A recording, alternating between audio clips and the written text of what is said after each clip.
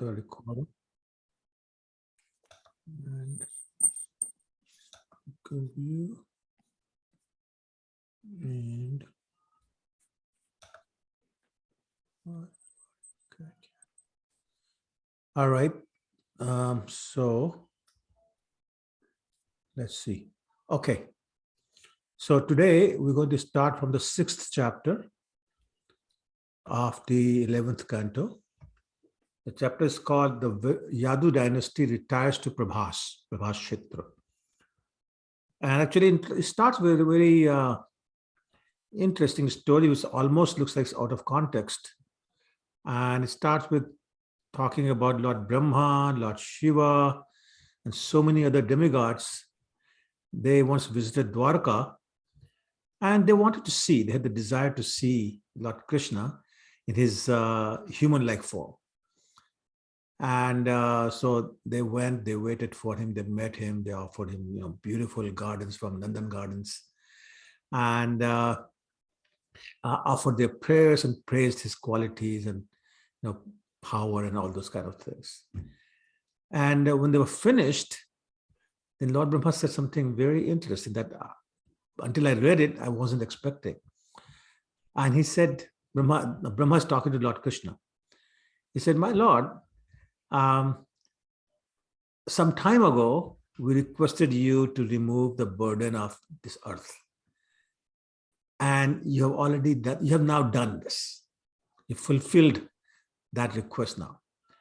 And, as part of that, you have reestablished the principles of religion, and you have basically distributed your glories all over the world, and with your pastimes, etc. And just simply from hearing about your qualities, about your pastimes, about your form, the whole world can become purified. So you've done all that. And actually, the age of Kali is coming very soon. And when people are in the age of Kali hear about your pastimes, your holy name, etc., and glorify you and your name and your qualities and your pastimes, all those kind of things, they will simply, or rather, I should say, they should very easily cross the darkness of the age of Kali. And you've already been here as a member of the Yadu Dynasty for 125 years. You spent that time with your devotees and done some wonderful pastimes. So, my Lord, really there's nothing remaining at this time for you to do on behalf of us, the demigods, or on behalf of anybody else. And you already made the arrangements for the withdrawal of your entire dynasty by arranging the pastime where the Brahmanas have cursed your dynasty already to die from the iron club that they had used as a ruse to fool them that Samba was pregnant. So, my Lord, if you so desire, by the way, that's the right way to offer any prayer to Krishna or make any request to Krishna. My dear Lord, if you so desire, then you may do this. So it's still, we are honoring that he's not bound to accept our request. He does this simply by his own desire. So Lord Brahma, following that etiquette, is saying, my dear Lord, if you so desire, you may now return to your own abode. Where is his abode? The Golok Vrindavan Dham. But my Lord, once you go back, please do not forget us. We beg you to always protect us, because we are simply your humble servants. And it is on your behalf that we are managing this whole universe, the whole universal situation. And we and the planets and everything else in both the material world, actually no, only in the material world, requires your protection. There's no danger in the spiritual world. So everyone and everything in the material world requires your protection. So then Lord Krishna spoke up and he said, my dear Brahma, I understand your prayers and understand your request. So yes, I agree that I have now removed the burden of this earth and I have done everything that was required on your behalf. And yes, I'm ready to go. My last concern was the Yadu Dynasty itself, which has become extremely opulent, especially when it comes to strength and power. And it has become such that they actually threaten to devour the whole world. If I leave this world without removing them also from this earth, because they've become overly proud. And they will basically destroy this whole world by their unlimited powers. So therefore, I have made arrangements to stop them, just like the shore holds back a great ocean. That's a beautiful example I thought he did, the simile, I should say, that the shore, the powerful, vast ocean is stopped at the shore, at the beach. The purpose of that is not so we can go and have a good time on the beach. It is so that it's stopped, these activities are stopped. So clearly he was referring to the curse that the Brahmins had given. So when Brahma heard that, he fell down, and all the other demigods, including Lord Shiva, fell down in obeisances at the lotus feet of the Lord, and they returned to their individual personal abodes. And Lord Krishna actually observed that all the disturbances of the age of Kali had started to take place already, even in the city of Dwarka. And so he invited all the... I'm going to request everyone to please keep yourself muted. I'm going to do it myself. Okay, that's better. So he invited all. Can you please keep yourself, all of you, please keep yourself muted? I really appreciate it if you can just mute yourself, everyone. Thank you. If you need to speak, you can unmute. Otherwise, keep yourself unmute. You won't miss anything, I promise you. Okay. So he invited all the elders, the respected elders, I should say, in the office, basically his court, where he was acting as an advisor to King Ugrasen. So he was doing everything on behalf of the king. But anyway, he invited all the elders, and he said, we must not live in this city of Dwarka any longer, because I see all this omens of disturbance, and our lives are in danger. So today, not tomorrow, today, let's go to this holy place of Prabhas. We don't have time to delay our departure. And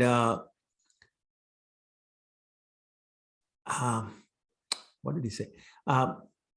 He reminded them of some incident where the moon had been afflicted with some kind of a disease because of the curse of Daksha. And I don't know that pastime, but I remember reading this in Bhagavatam that he gave this example. But the moon, simply by taking taking a bath at Prabhas Kshetra, was immediately freed from any sinful reaction and regained his process of waxing and waning phases that the moon has on a regular basis. He said that if we go to Prabhas, we take our bath there, we offer sacrifice to placate the forefathers and the demigods, we feed the worshipable Brahmins, and we give them nice gifts. And if we do all that, then we will cross over the terrible dangers through these acts. And that would be just like being on a suitable boat to cross an ocean. Otherwise, so difficult to do that. So he said, let's go there and perform these pious activities, including charity and fire sacrifices, to get out of the danger that we are in today. So everybody agreed right away, and they left. The entire city of Dwarka was vacated that day. Everybody started the journey to Prabhashit. Now, Uddhava, as you know, is a cousin of Lord Krishna. We already discussed him quite a bit when we talked about his trip to Vrindavan.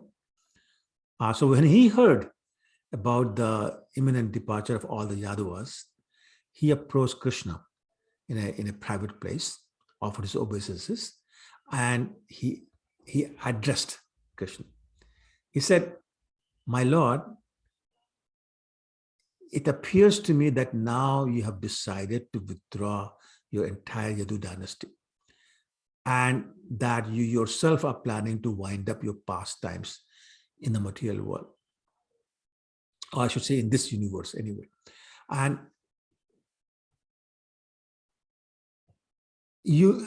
I know that if you want, you can counteract the curse of the Brahmins. I mean, for you, it's nothing. As a matter of fact, you probably inspired the boys to act in a silly way, and you inspired the Brahmins to give the curse. So you probably don't even want to counteract. And all I can think is that you have decided to wind up your pastimes from this universe, and you're about to go back to your spiritual world, your home in the spiritual world. So he said, "My Lord Krishna, your pastimes are supremely auspicious for the entire mankind. They are so wonderful that they're like an intoxicating beverage for the ears. Usually beverages for the mouth, but hearing the pastimes of Krishna is intoxicating beverage for the ears. As a matter of fact, they say that you know Krishna through your ears." So basically, Uddhava making the same point. And he says, when people hear and relish your pastimes, they forget any other desire, especially desire for mundane things. You are the Supreme Soul, so you are very, very dear to us. We are your devotees, we are your servant, and I'm wondering, my Lord, how do you expect us to live without you? We cannot reject you.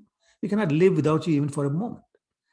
And he says, whether we're lying down, we're sitting, we're walking, we're standing, we're bathing, we are enjoying something, we are eating, or it doesn't matter what we're doing. Whatever we are doing, we are constantly engaged in your service. So all our activities are dedicated to service of you. We are your servants. Sometimes we decorate ourselves, garlands, fragrant oils, clothes, ornaments, etc., etc. They have all been enjoyed by you already. So all we do is honor your remnants, your prasadam. This clothing, whether it is fragrance, whether these are garlands, all the things that we also do, except maybe clothes. But he was saying even the clothes, we only wear the clothes that you have already enjoyed. And we know that simply from honoring your Mahaprasadam, we can conquer over your Maya. So this is why we are always remembering you, we are always glorifying you, all the wonderful pastimes you have, and we're enjoying wonderful things you say to anyone, especially to us. So we're totally ecstatic recalling your pastimes with the gopis, and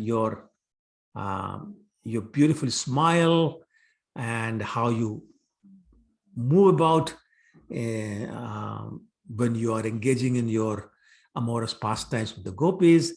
We find them all fascinating, very, very dear to us. And my Lord Krishna, I cannot tolerate even the thought of giving up your lotus feet, even for a fraction of a moment. So, my Lord, I know you have made up your mind to leave, so be it. But my Lord, please, I beg you, please, please, please take me along with you to your own abode. So I'm going to pause and see if anybody wants to unmute themselves and have any questions or comments. Prabhuji, as Brahma is asking for protection, can we ask for protection too? Or that is again asking Krishna every time, No, you can ask for your protection. That's no problem. As long as you're a devotee, you intend to use your body for the service of Krishna, asking for protection is perfectly all right. The whole, for example, in Nrsimha Kavacham is about protection. Right? Now, we don't always recommend you do that, but there's absolutely nothing wrong with asking Krishna for protection. All the devotees, not I should say all, but many, many devotees have done these wonderful prayers, which includes, please protect me. But that's because they want to be able to serve Krishna, not because they want to enjoy their senses.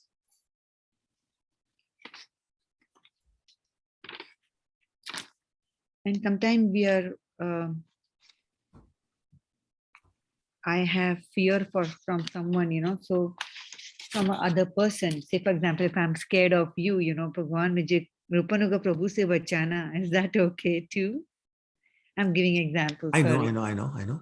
Well, I mean, it depends upon what the fear is for. Like if you're afraid of your life, absolutely. Absolutely. If you see me as your competition, then it's not fair. But if you're actually afraid for your life from me, then yeah, you should pray to the Lord. Say, please save me from the demon Rupanuga. Okay, sorry, Prabhu. No, I was just, don't have No, to. I'm just saying that I was going along with the example. Fear for something, absolutely you should pray. But the idea is, yen ken prakaran, which means somehow or the other, I want to be able to serve my Lord Krishna. If that includes having to beg for protection, so be it. Now, Prahlad Maharaj has showed that we should have the faith that Krishna will protect us. As a matter of fact, one of the 6 processes of surrender is I have full faith that Krishna will protect me under all circumstances. So if you have that, then there's no need to pray. But if you wish to, by all means, go ahead. Thank you, Prabhu. Sure. Anyone else? Okay, all right, then I'll keep going. Okay, so then Lord Krishna responded to Uddhava. And Lord Krishna said that, yes, you have guessed it right, you have concluded correctly, I should say, that I do desire to return to my own abode. Because the purpose of my appearing in this world has now been successfully fulfilled. And by the way, Kali Yuga is about to come, and all sorts of misfortune will befall on the earth. And he said, Uddhav, therefore, you should take up sannyas by fixing your mind upon me and just travel throughout this temporary material world. And so that was his first instruction to Uddhava, take sannyas and travel around the world. So basically, this means travel around the world preaching. And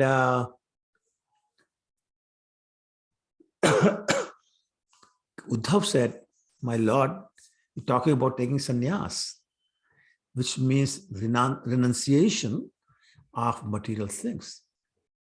But my Lord, of course, you realize that it is a very difficult thing for non-devotees to do. Devotees can do that, no problem. Your devotees can do that, no problem. But non-devotees is very difficult because they're so attached to their sense gratification, which includes the family, the body, the property and all those kind of things, and all the material things related to the body. So Uddhava said, there's a need,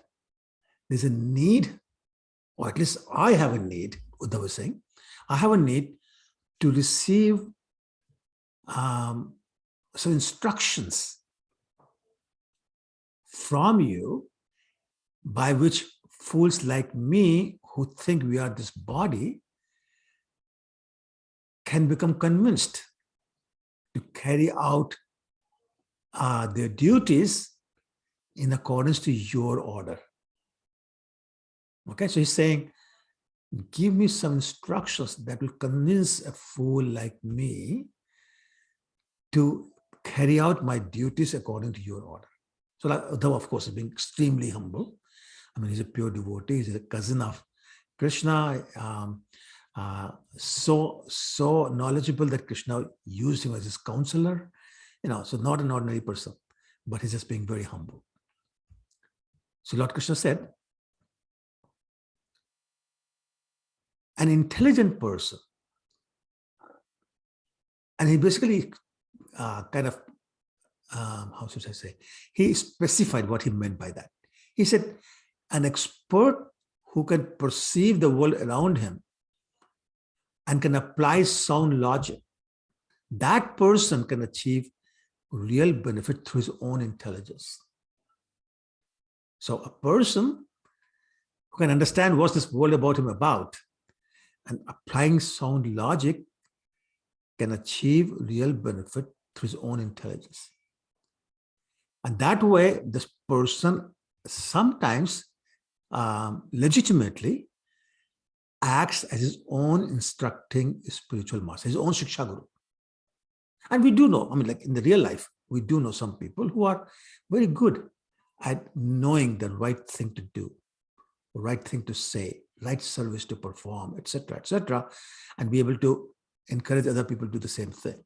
So saying these people are like their own spiritual masters, Shiksha Gurus, I should say. So in that regard, he actually gave reference to a conversation between King Yadu. Now, he's known as a Yadav, right? Krishna is known as Yadav, which means the person who belongs to Yadu Dynasty. So he's talking about the king now, on whose name this whole dynasty is named, Yadu Dynasty. So he's talking about that King Yadu, who was son of, anybody knows who the father of Yadu was? Pop quiz. Very famous person. Yayati. Yes, Yayati, that's right. Very good, Goody. Yayati.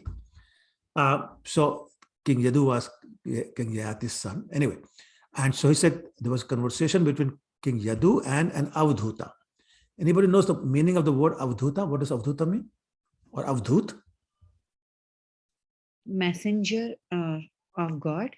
Not really. No? No. Who's beyond the social obligations? Correct. Who's beyond the social obligation, and also he doesn't care for any positions and all that. So he's Akanchan also at the same time. So Lord Nityananda is often referred to as Avadhut. Same reasons. So anyway, so he met an Avadhut, King Yadu that is, and he noticed that this person, King Yadu, noticed that this person is traveling here and there, but he seems to be in a great transcendental ecstasy, and he's acting unpredictably, as if he has been, or he is haunted by a ghost. So I don't know if anybody has seen a person who's been haunted by a ghost, but they act in a very strange and random fashion. Anyway, so King Yadu asked him, what's the cause for your wandering? And especially wandering in this amazing ecstatic condition. So Avadhut sat down and he said that, my dear king, I have received instructions from 24 different Shiksha Gurus. And I'll get you the details, but he was talking about the earth, the water, the fire, the sky, a little boy, a little girl, a snake, so many, 24, I mean. So we'll get into details of each one of them.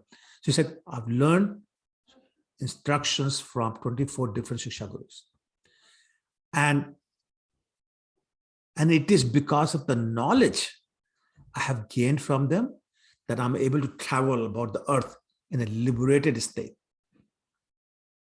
So now King Yadu was very curious. He said, my dear sir, would you please enlighten me as well as to the lessons you have learned from these Shiksha Gurus of yours?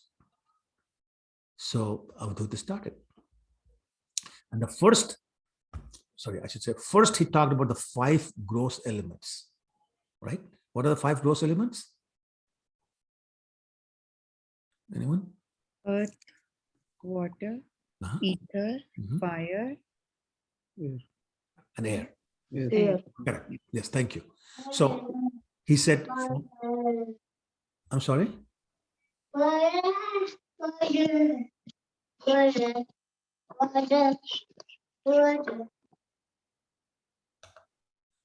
Looks like Mata's grandson is there. Okay, anyway. So he said, from the earth, I learned how a sober person, even when he's harassed by other living beings, understands that his aggressor, the people who are, or things, living entities who are harassing him, are acting helplessly under the control of God. Thus, he should never be distracted from the progress on his own path. So in other words, instead of getting upset at the aggressor, he's saying, just accept that this aggressor is acting under the control of God. He's doing it helplessly. He cannot help himself. But that should not distract me from my own path. And he said, talking about the earth, I also learned from the mountains, which are part of the earth, how to serve other people. And from the trees, I learned how to dedicate one's life for the benefit of other people. How beautiful. Then he says, from the wind, I learned that the soul is, or I should say the other way, that the body is just a covering for the soul. The soul doesn't actually possess any of the qualities of the body. And therefore, it should not be regarded as strong or weak. That reminded me of the instructions of Jad Bharat, King Raghunatha. Says the soul should not be regarded as strong or weak, intelligent or retarded, beautiful or homely, good or bad, because those are the qualities of a body. And the soul is different from the body. The soul doesn't change its nature. What's the nature of the soul? It's pure.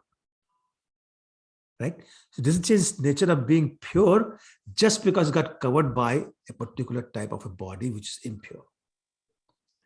The body goes through the 6 transformations. 313 was the Dehino Asmin Jatha Dehe Kaumaram Yavanam Jara. So it talks about the 6 transformations of childhood, adulthood, old age, and all those kind of things. Those are the transformations of the body, but the soul doesn't change. The soul is unchanged. Therefore, although a person experiences the pain, the pleasure, they are the qualities and functions of a body. And as long as we don't identify with the body, we will not experience those pains and pleasures. A purely Krishna conscious person never thinks that he's the body. He always understands he's the eternal spirit soul, part and parcel of Krishna.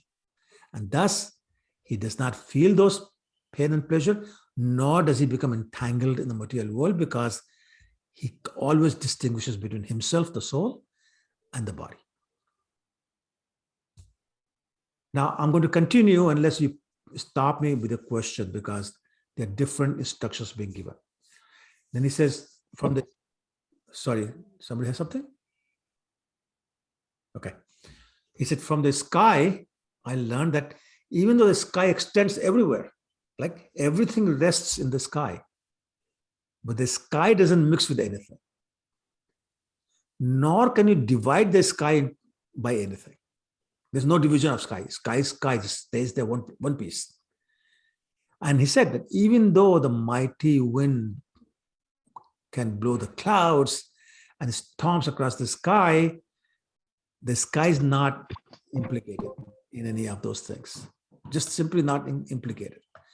It's not affected by those activities of cloud movement or storms, etc., typhoon, hurricane, all those kind of things. He says, exactly the same way, spirit soul is not changed or affected when the body comes in contact with the material nature. Even though the body is made of earth, water, air, fire, etc., and the soul enters this body,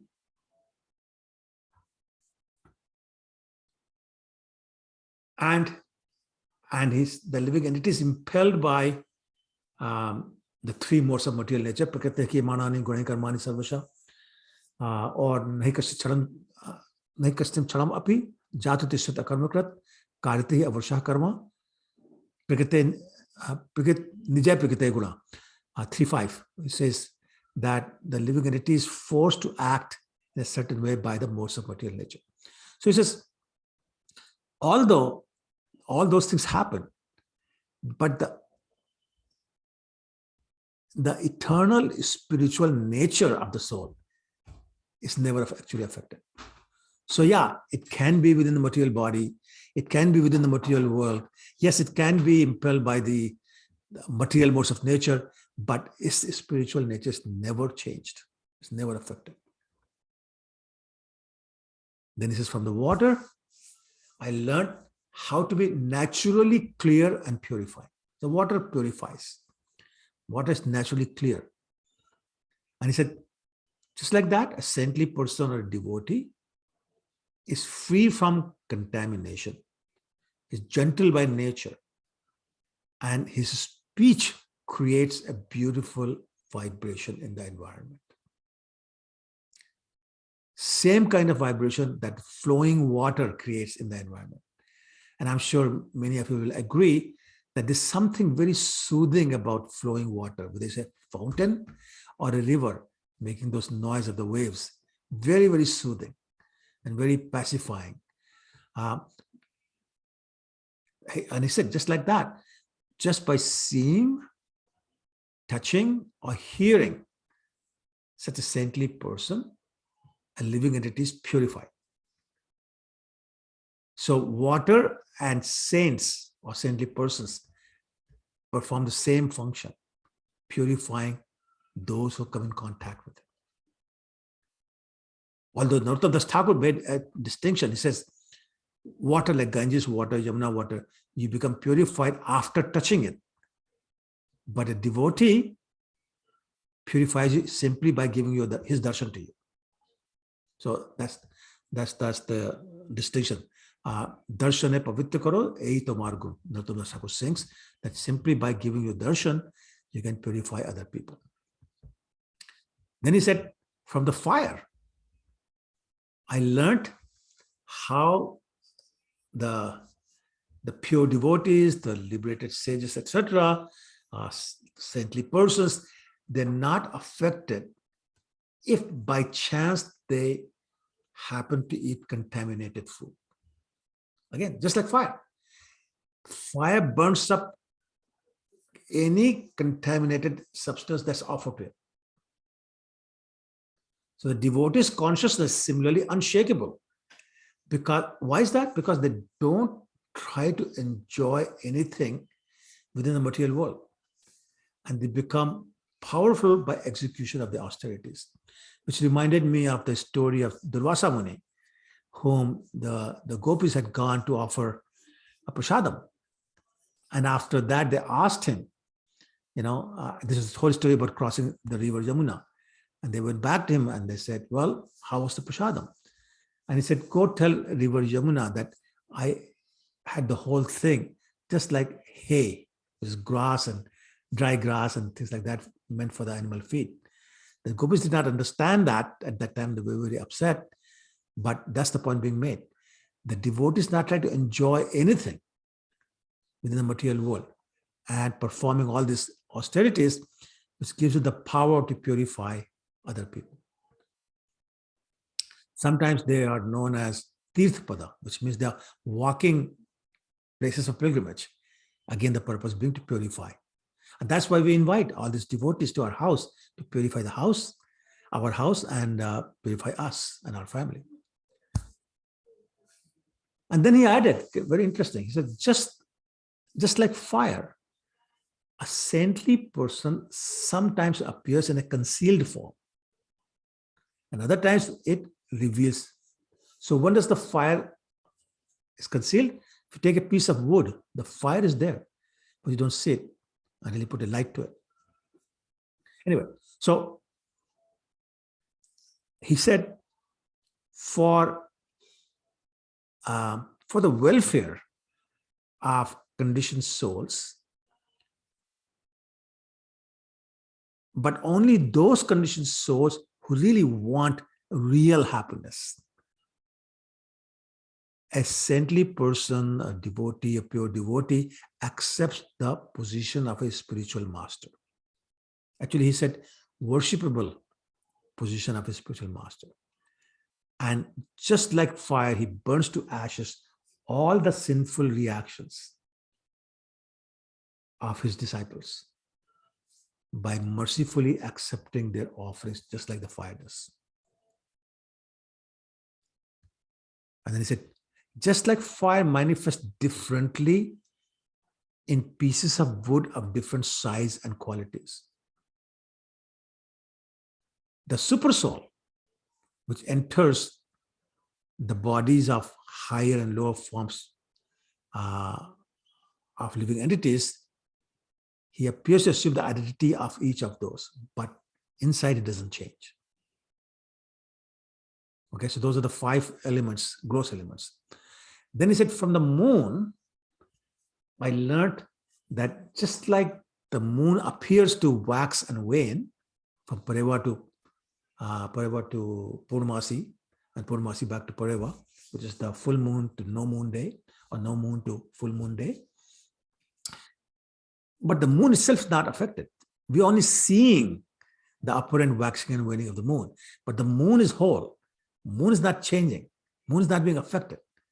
So similarly, in the material world, in the material life, one goes through various phases of the material life. And the birth, old age, disease, and death, etc., they're all properties of the body. They don't affect the soul. The changes in the body are enforced by the movement of time, but the time does not act upon the soul, which is eternal and spiritual in nature. Then he moved to sun, S-U-N, not S-O-N, the sun.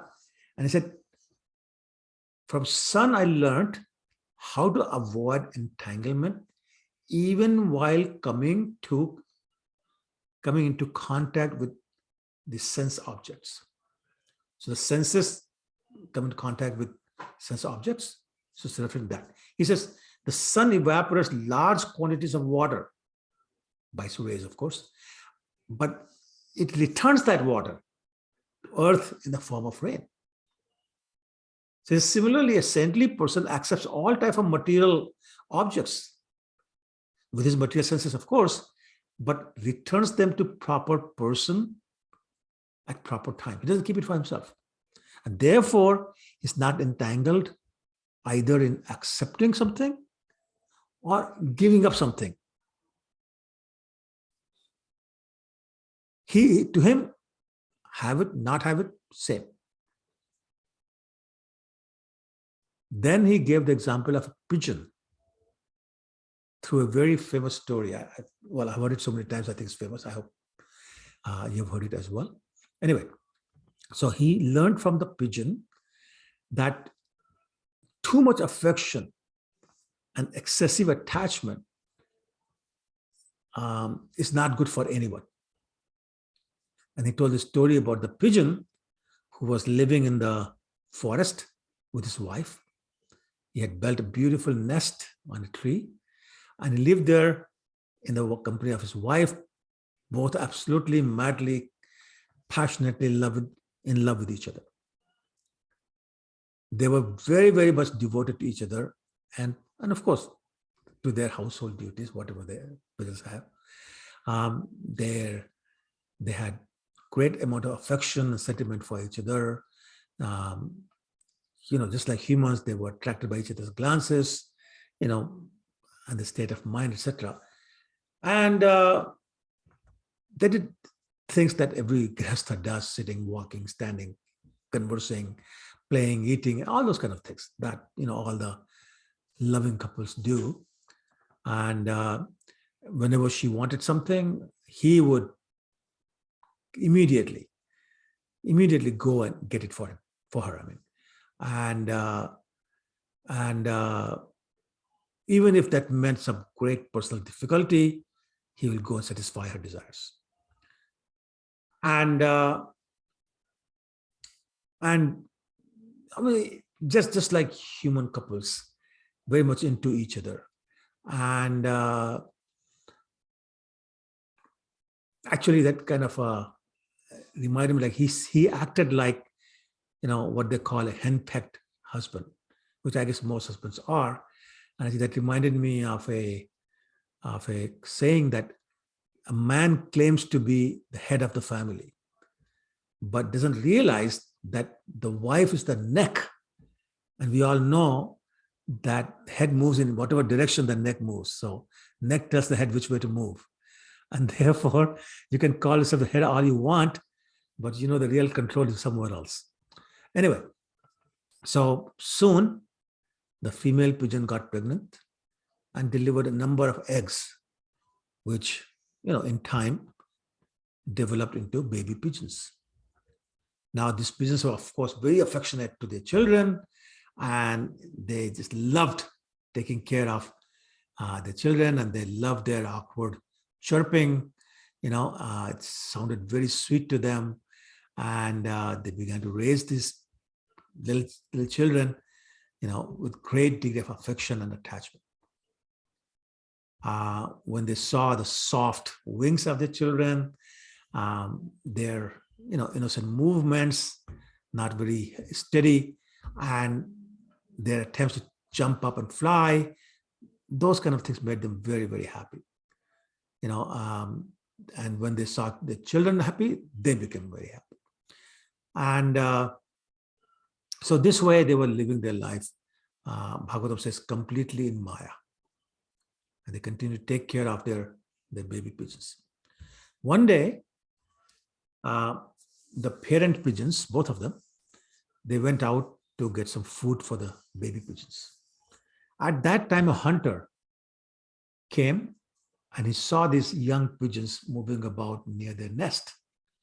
So he spread his net around it and he captured all the baby pigeons. So when the parent pigeons returned, they saw the nest was empty, and then they saw that the children were trapped within the hunter's net. So both of them, but especially the mother pigeon, was totally overwhelmed with anguish. She started crying, and she rushed toward the baby pigeons as they cried out to her in return. Now, the mother pigeon had so much affection, so much maternal affection for the babies. It was like she was tied with the ropes of her maternal affection for these babies. So her mind was completely overwhelmed. She couldn't think straight. She couldn't think straight. And again, under the influence of Maya, she completely forgot who she was. She completely forgot the consequences of her actions, and she rushed towards what she considered the helpless babies. And she too was immediately bound in the hunter's net. Now the pigeon sees his own children and now his wife, who are more dear to him than his own life itself. And he realized that this is a fatal incident. They're not going to survive. So his dear wife, his poor little children, they're about to die. And the father pigeon started to lament, very, very pitiably. And he starts saying, alas, I'm destroyed now. I'm a great fool. I did not properly execute my pious activities. I'm such a fool, I couldn't satisfy myself, nor could I fulfill the purpose of life. My family, my very dear, dear family, which was the basis of my religiosity, my economic development, self-gratification, they're completely ruined. They're about to die. My wife and I were such an ideal couple. She always obeyed me and actually treated me as her worshipable deity. But now I see my children are gone, my home is empty, and she has left me behind, and she's about to go to heaven with her children. He said, how can I live in an empty home? My wife is about to die, my children are about to die. Why would I want to live? I feel so much pain of separation already from my family. This life is simply not worth living. It has become too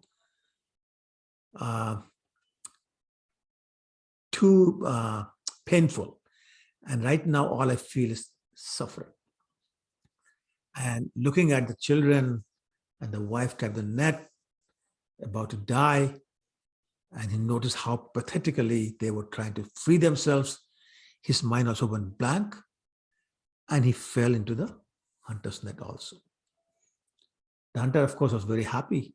His desire to get all these pigeons were fulfilled, and he happily went home.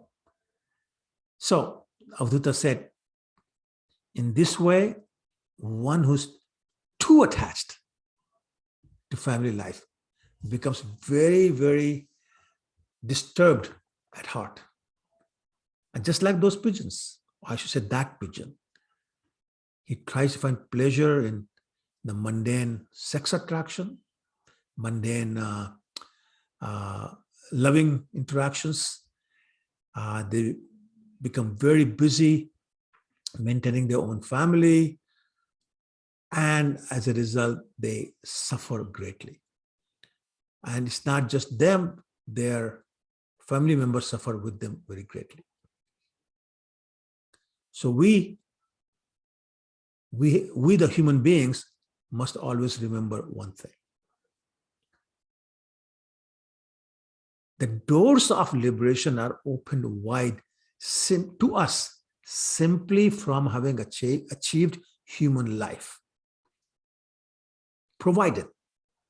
So let me repeat this. The doors of liberation are opened wide to any one of us who has achieved human life, provided we devote ourselves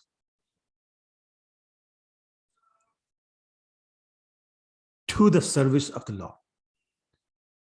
If we simply devote ourselves to the family life, like that foolish pigeon, then we are guaranteed to fall down. We have climbed up to such a high place of a human body, Durlabha Manusha Janam, as Prahlad Maharaj said, very rarely achieved human body. But having obtained that, we trip and fall down.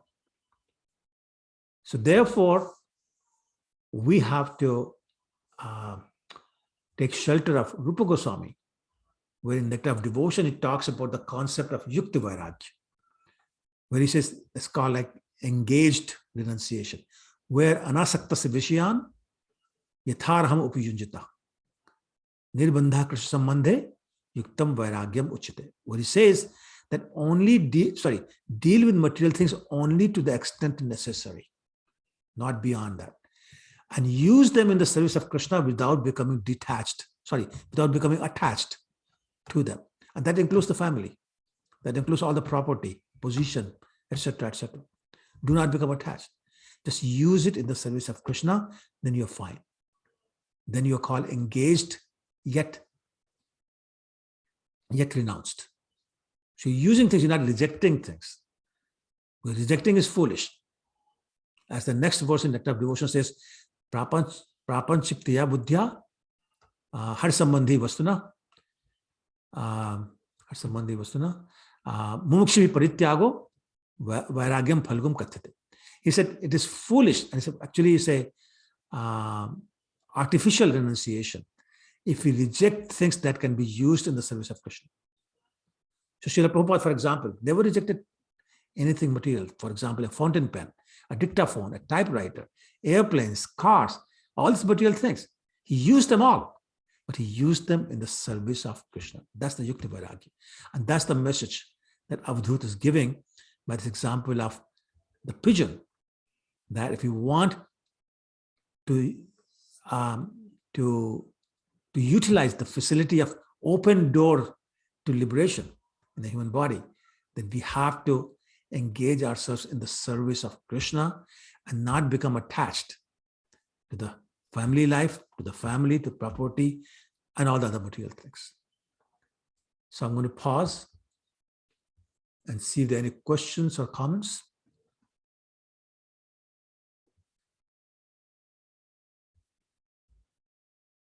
No? Okay. I hope it's still making sense. All right. Okay. So then he continues. So far, Avadhuta has described 8 of the 24 gurus.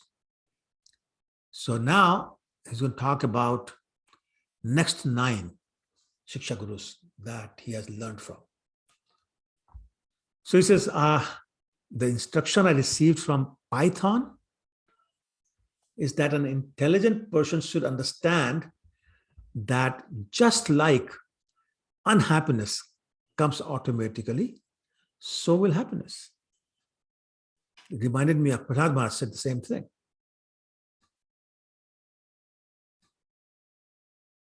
What he said, how did it go?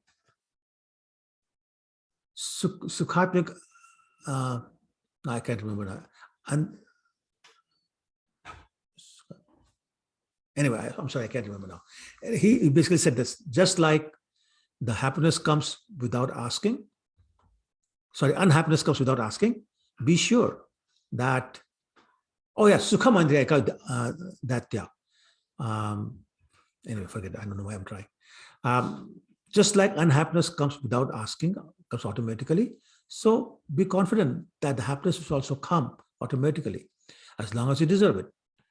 And so what's the use of over-endeavoring? Atyahara prayasascha. So same thing is being said here.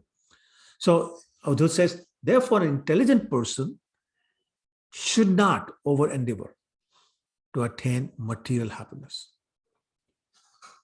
And he said, follow the example of the python. What does he do? He just lies down in one place and waits for his food to come to him. So he said, give up material endeavor and accept whatever comes on its own accord to you. And don't worry about whether the food is delicious or tasteless or ample or meager or whatever. It doesn't matter. Just accept it. And he says, along the same lines, one should cultivate the mentality of detachment and accept whatever comes of its own accord or is obtained without much endeavor. So a sentient person should not become active for material gain, but rather should be always look for his actual self-interest, which is what? performance of devotional service. Then he said, I learned from the ocean that the mind of a sage or a devotee is very clear and grave, just like the ocean water. So he said, he explained it further. He said, just like ocean doesn't overflow during the rainy season. When the rivers swell up and they pour all their water into the ocean, and the ocean doesn't dry up. In the summer season, when the river flow is drastically reduced, it remains the same. The level doesn't change. So similarly, a sage does not become elated when he achieves great material opulence, nor does he become distressed if he becomes materially destitute. I hope it's all making sense. Then he says, I learned from a moth that a moth, you've seen probably many times, is enticed by the fire. And one time I remember in India, I went to a wedding and they had these unbelievably strong lights, which obviously were very, very strong lights. Therefore, the bulbs were very, very hot. But literally millions of moths will be attracted. They'll run into or fly into the light, and you could hear the zing sound as each moth was burnt. So constantly it was making this zinging sound because of these millions of moths coming and dying. But not a single moth was stopping and going in a different direction. They were all coming to this light.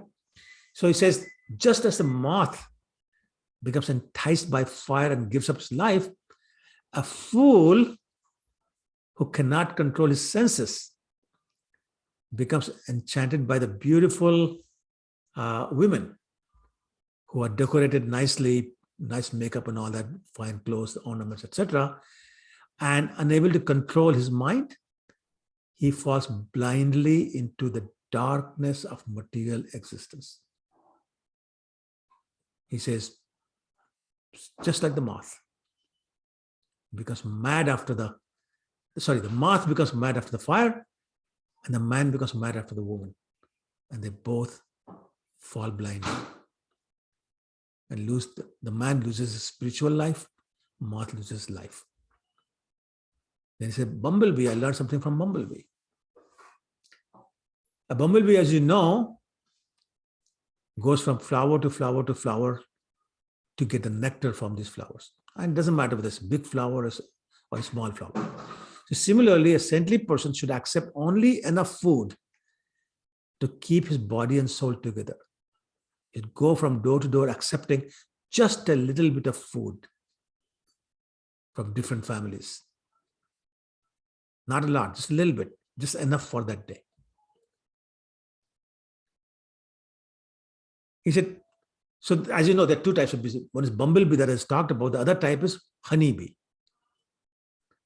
So he said, the instruction I received from the honeybee is that a devotee, a sage, or a sannyasi should not save the food he begs for the sake of having it later on, that night or next day or whatever. A devotee or a saintly person should not think, oh, I'll keep this food to eat tonight, and this other food I can save for tomorrow. So basically what he's saying is that a saintly person should not store foodstuffs that is acquired by begging.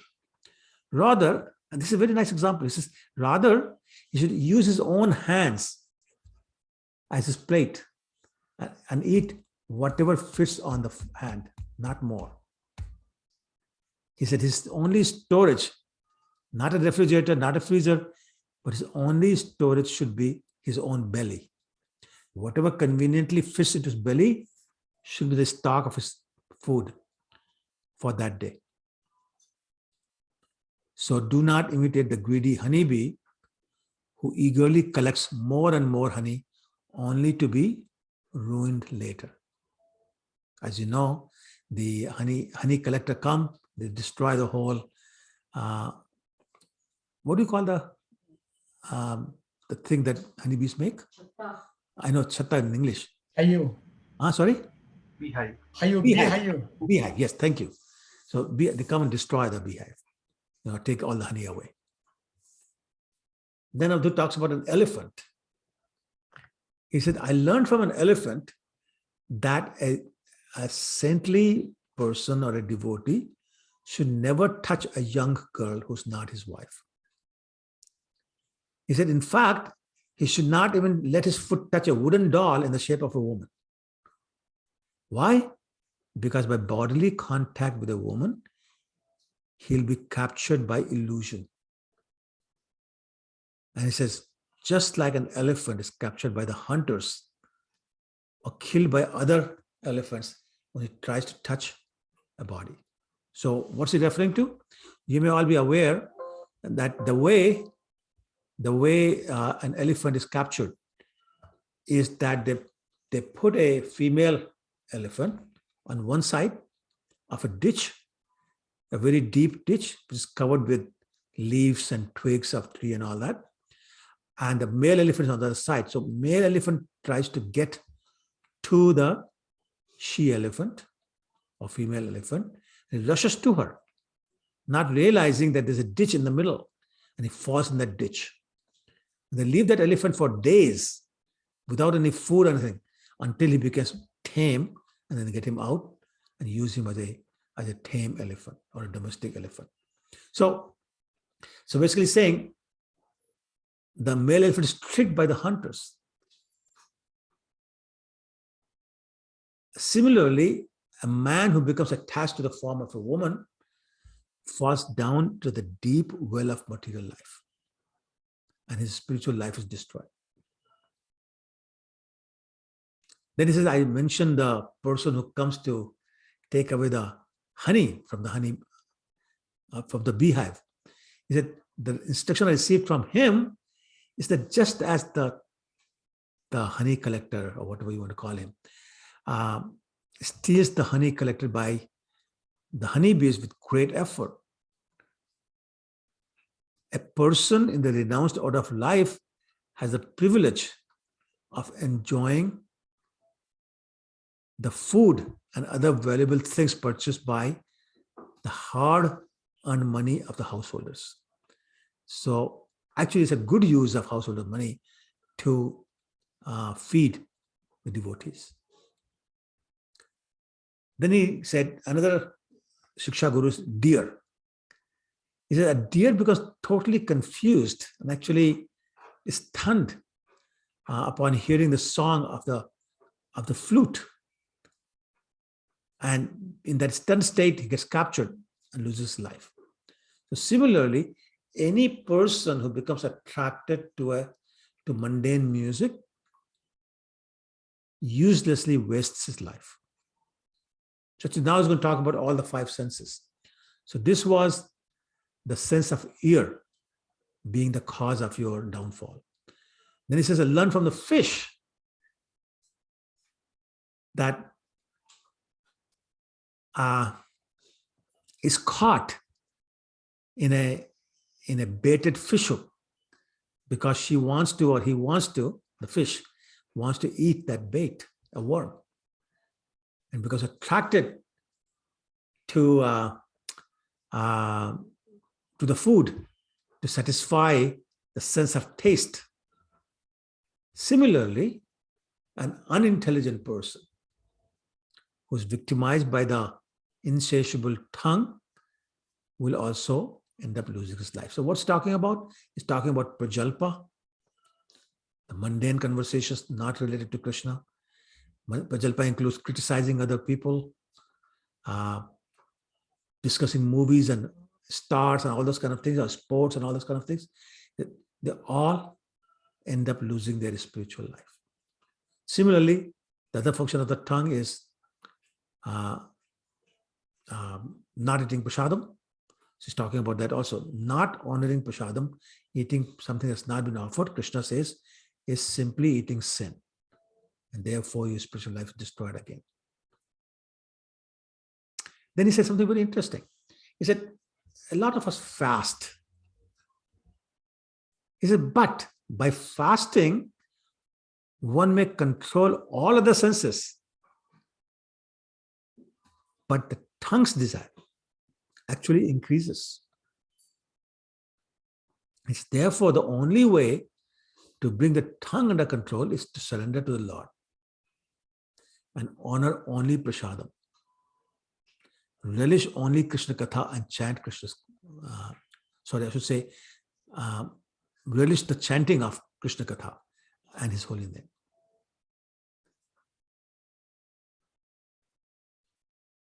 I'm thinking about the bhajan, or I should say prasadam prayer written by Bhaktivinoda Thakur.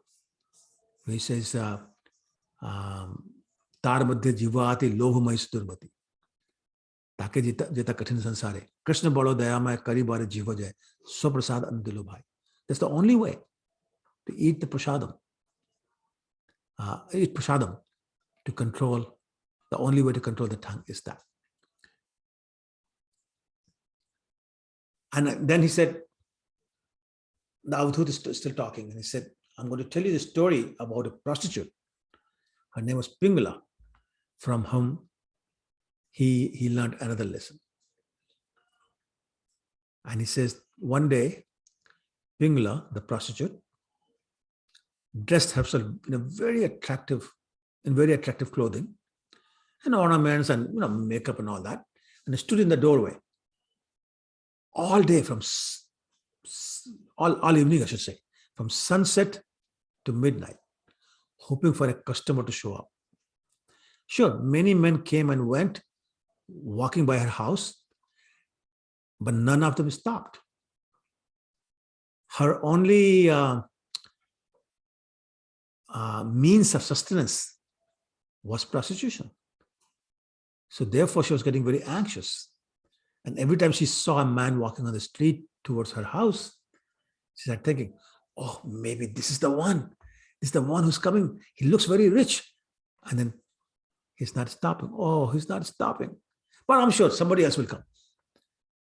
And then she says, oh, surely this man who's coming now will stop and will want to pay me for my love.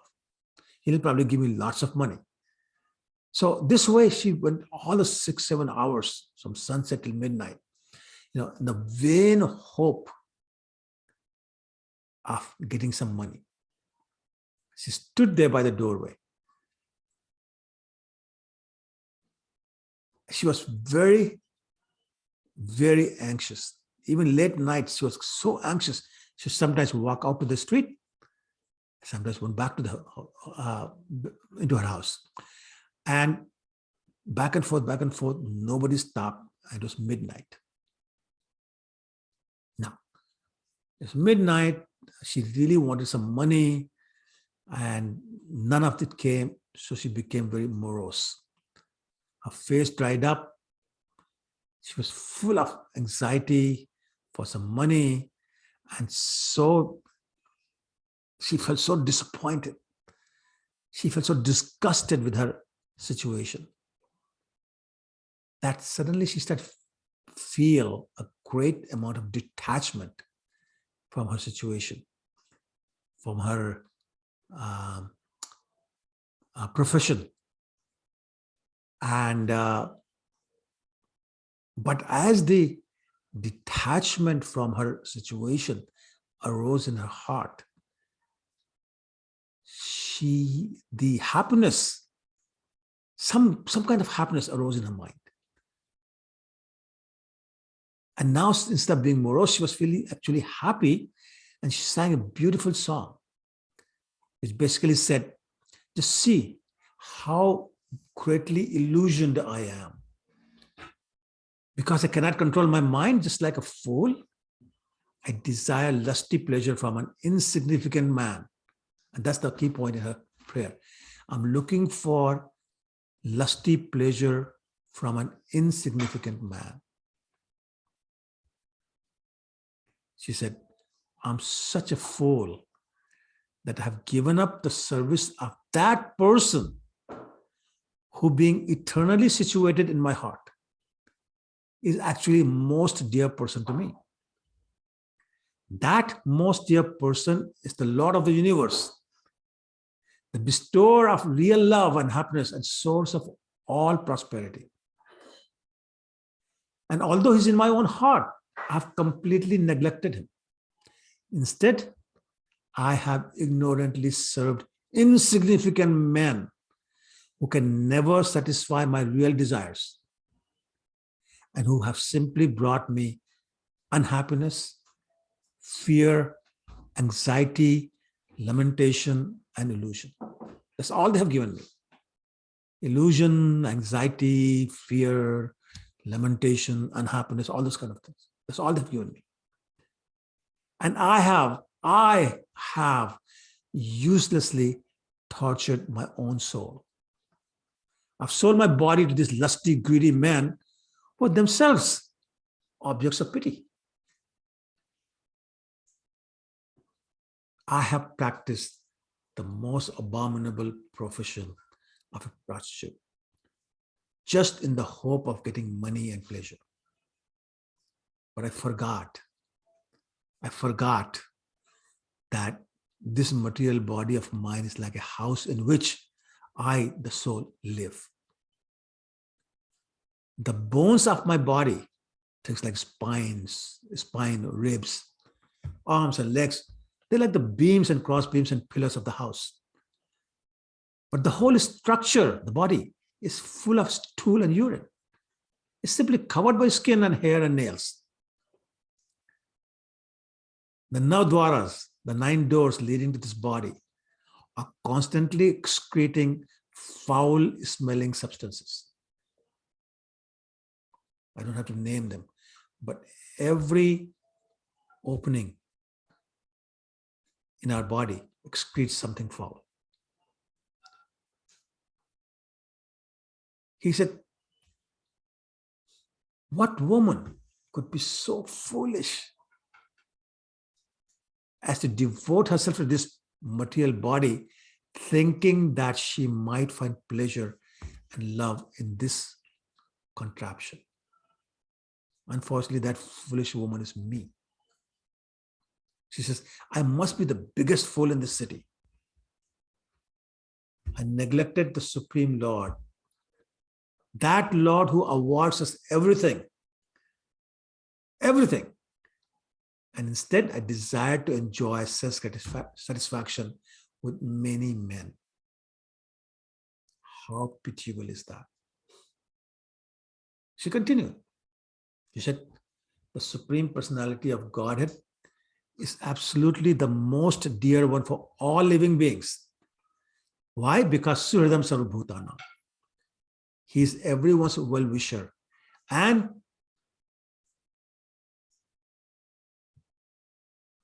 Bhaktaram Yakitapsam Sarvalok and Sarvalok Maheshwar. He is the Lord of everyone. He is the well-wisher, Suhridam Sarvabhutanam, and protector of everyone. He is the supreme soul or super soul situated in everyone's heart. So she says, I have now decided. I will now pay the price of complete surrender to the Lord. And thus, purchasing the Lord, I will enjoy with my Lord, just like Lakshmi Devi does. She said, these men, sure, they provide sense gratification for women, but all these men are temporary creations who will eventually die. So if they're temporary, how much actual pleasure or happiness could any one of them ever give to me? And whatever they do give will be momentary.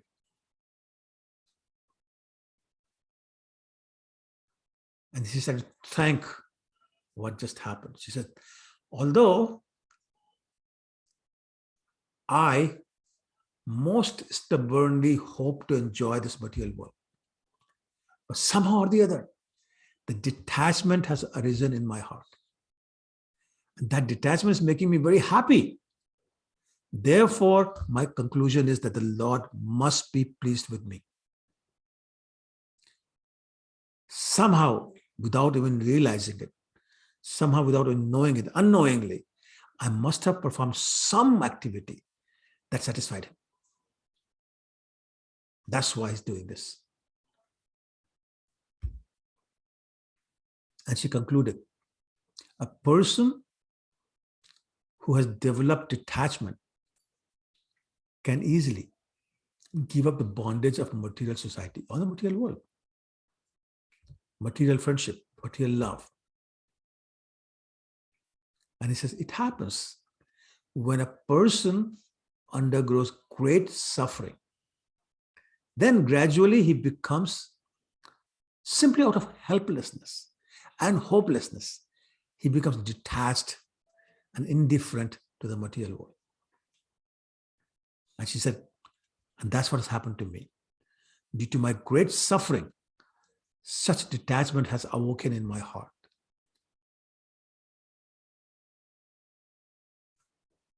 And she said, you know, that suffering that I have gone through is actually merciful, proves to be merciful to me, and therefore it would not have happened if it was actually unfortunate. Therefore, in fact, I am most fortunate and have received the mercy of the Lord to come to this state of mind. And she said, he must somehow or the other be pleased with me.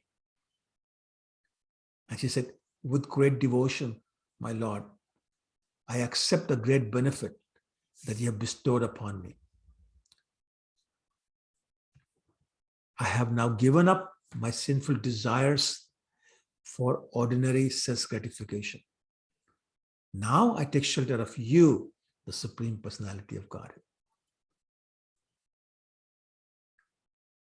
I am now completely satisfied. I have full faith in your mercy. Therefore, from now on, I will maintain myself with whatever comes of its own accord. I shall enjoy life with only the Lord, because he's the real source of love and happiness. That was the end of her prayer. Then Avadhuta said, thus, her mind made up, completely made up. Pingala cut off all her sinful desires to enjoy pleasure with lovers, and she became situated in perfect peace. Then she sat down on her bed and went to sleep in total peace of mind. Avadhut concluded that the material desires are undoubtedly the cause of greatest unhappiness, and the freedom from such desire is the cause of the greatest happiness. If we want real peace of mind, if we want to have great sleep every night, we simply need to give up the material desires and feel the freedom, feel the greatest happiness of no material desires, and all our desires completely dovetailed with the desires of the Lord. And thus we enjoy the company of the Lord, the service to the Lord, and his devotees. So I'm going to stop here. It's 9:25 already. Wait for any questions, comments, corrections. Anyone?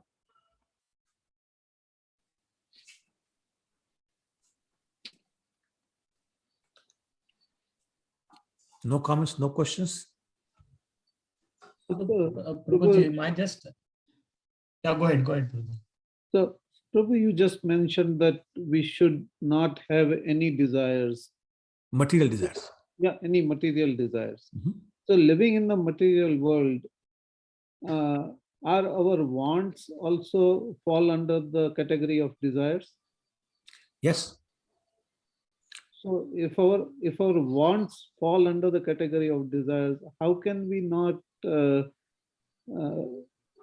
have the need for the daily, day-to-day requirements, if those also fall under the category of desires, then how do we sustain ourselves? So wants is not same as need. Wants can be something beyond what you actually need. So for example, you need food. Yeah, sorry, I actually, I meant to say need. I used the Okay, wrong all right. word. So I just want to make sure that we're on the same page. Yeah. So yes. So what we said was that the basic needs for which we're depending upon Krishna to provide does not come in the category of material desire. You need to live, right?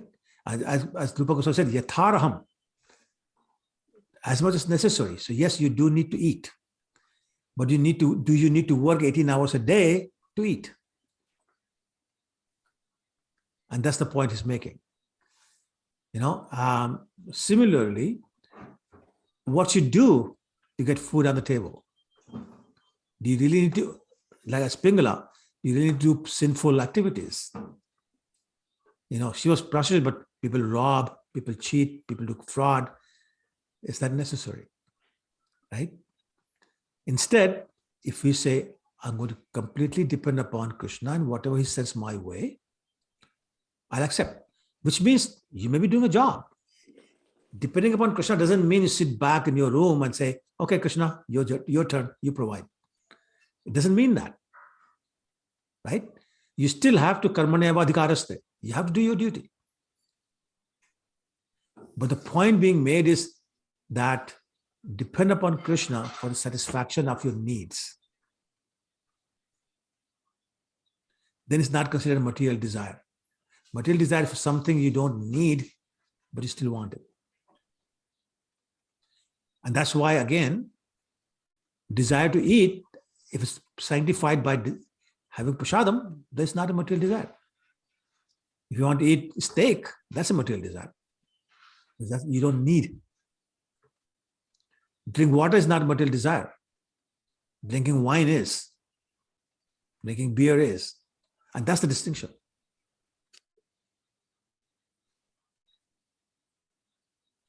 Is it making sense? Yes, Prabhu. Thank you. Okay. Anyone else? This my question is, Avduta, is it Sri Datta Guru or we talk about? I'm sorry, Prabhu? Avduta, is it, do we call him as the Datta Guru or What Guru? do we have the name for him? Avdut? No, what? The What Guru? Avdut, the Yeah. person who is, yeah. Is there any name for him or just referred as a No, Avdut is a anonymous quality. Avdut? Avdut is a quality. So anybody can be an Avdut. As long as they have no regards for the social customs, as long as they have no desire to possess anything, they don't consider anything to be their possession, and they wander about, that's an Avdut. Lord Nityananda was an Avdut. Maybe I'm not understanding your question. No, I've just, I think some places there's a name for the Avdut, some, that's what I was looking. What do you mean name That for or, they said, yeah, let me find out, Prabhuji. Let me. Okay. All right.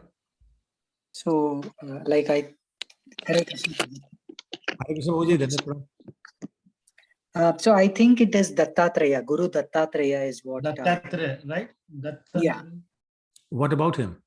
So is that like the Avadut, whatever you are you refer to, is that the same Dattatreya, Guru Dattatreya?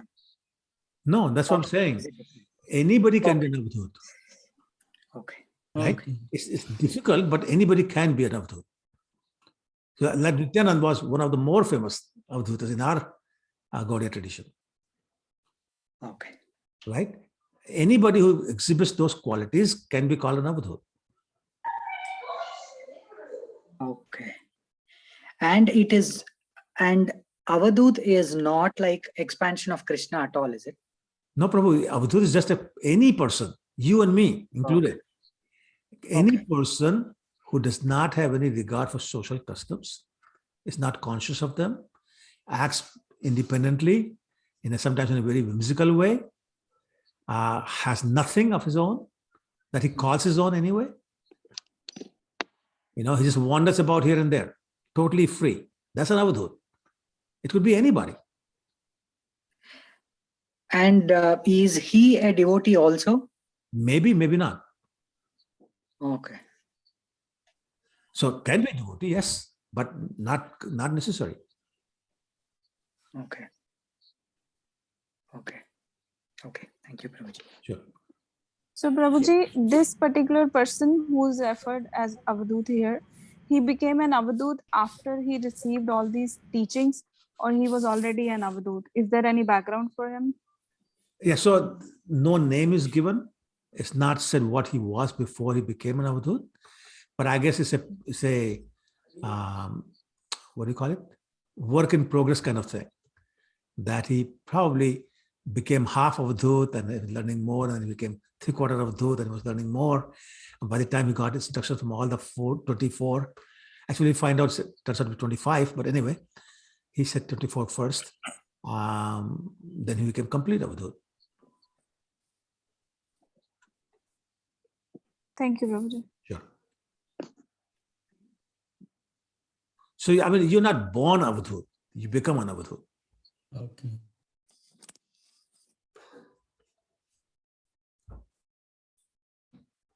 So how many chapters we completed, Prabhuji, today?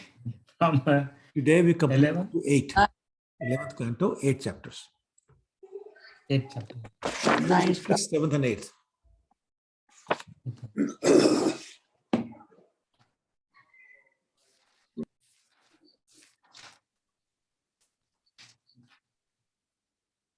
Okay. Mata, you have a question? Subhavi Mata, you asking a question? Nahi, Prabhuji. I said next 9 start. Okay, yes. Yeah, Prabhu, I had a question. Go ahead. Yes, so Prabhu, on this topic which we discussed, like we don't need too many things to be happy. Like whatever we get, it should be good. Like I was having one time discussion with senior devotee, like senior in the sense senior to me. So he gave me this argument that he wants to be materially do exemplary in material so that he can contribute more for the temple or for the Krishna's cause, and that's his motivation to work hard. But then I was thinking that Krishna himself is Lakshmipati, like he doesn't need our Lakshmi so that we work hard. He needs our devotion. So is that which, like, I just want to get your view, is like, do we really need to work that much hard that we acquire material possession, and with the reasoning that we will give more to the temple? Well, so if you look at the extreme example of Srila Prabhupada, he worked very hard, very, very hard to get the money for these temples, right? But he opened 108 temples. Right. Right? He worked very hard to write those books. But you got 500 million of those sold across the world. Right? So Prabhupada was working very hard, but truly in the service of Krishna. So if there's a person who has a pure desire to actually use the money he will earn with his hard work for Krishna, then it's fine. But if there's some mixture or there's some tendency to brag and look good and kind of try to cheat other devotees by claiming all these things, then that's not right. So it depends upon what the real mood is. Right? So for example, I always say to the younger people that they should be very ambitious in their professional career. Because if they become senior presidents, vice presidents, presidents, CEOs, and they stand up in front of 5,000, 10,000 employees or 100,000 employees in the organization, and they raise their hand and say, I am a Hare Krishna. Half the employees will become Hare Krishnas. Imagine if Narendra Modi one day stands up and says, I'm a Hare Krishna. Half of India will become Hare Krishna. So there's power in power. So similarly, if you are materially very successful and you are a staunch Hare Krishna devotee, then you'll make a lot of Hare Krishna devotees. But once again, it depends upon the purity of your desire. Purity of the desire. Yes. Okay? Yeah. Did Okay, Prabhu. that address your question, Prabhu? Yes, yes, yes. Anyone else? Okay, all right, then I think it's time.